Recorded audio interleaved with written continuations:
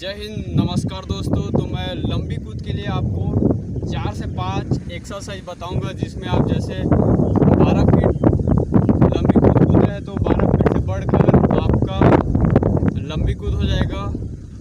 16 से 18 फीट अपन कूद सकते हैं लंबी कूद। तो मैं आपको 4 से 5 एक्सरसाइज बता दूँ। पहले आपका ये वाला एक्सरसाइज करना, 5 से 6 बार, 1 2 3 4 और ये 5। ठीक है। इसके बाद है आपका सेकंड नंबर एक्सरसाइज, ये वाला है। 1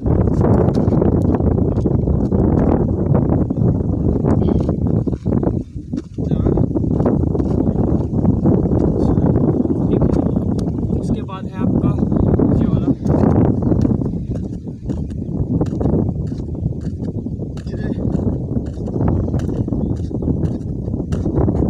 ठीक है। और उसके बाद है ये वाला है।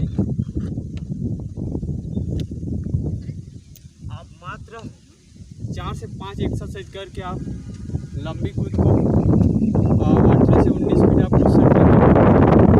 लंबी कूद कर सकते हैं। ठीक है। चुपचाप रहो रे।